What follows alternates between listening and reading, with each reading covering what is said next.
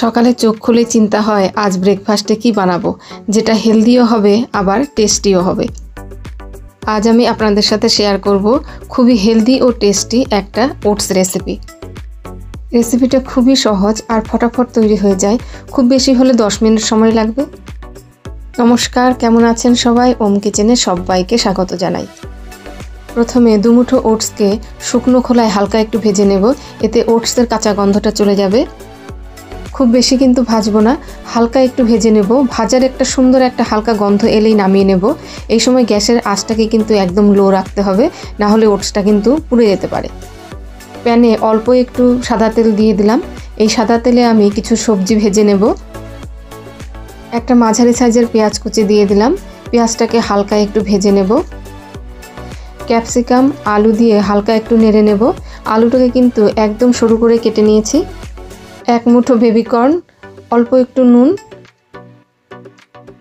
একটু মটরশুঁটি, টমেটো কুচি দিয়ে এবার হালকা একটু ভেজে নেব।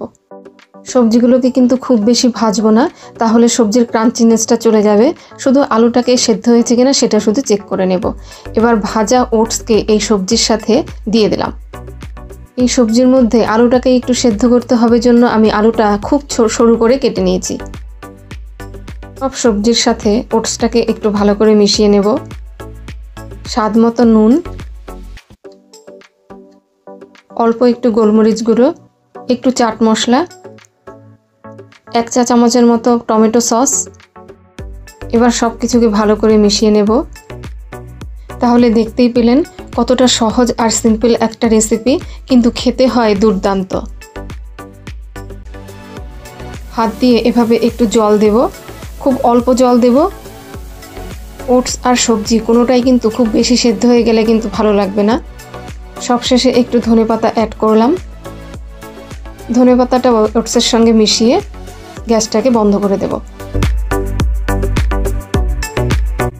ব্রেকফাস্টটাকে আরও হেলদি করার জন্য একটা ডিমের পোচ করে নিচ্ছি।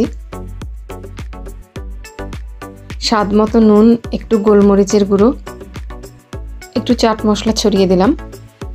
এই ওটসের ব্রেকফাস্টটা অসম্ভব সুন্দর হয়েছিল খেতে। আপনারাও কিন্তু বাড়িতে একদিন বানিয়ে দেখতে পারেন, সবারই ভীষণ ভালো লাগবে। ভিডিওটাও তাহলে আজ এখানেই শেষ করছি। সবাই ভালো থাকবেন, সুস্থ থাকবেন, সাবধানে থাকবেন।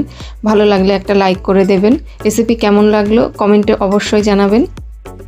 সবাই ভালো থাকবেন, দেখা হচ্ছে পরের একটা ভিডিওতে।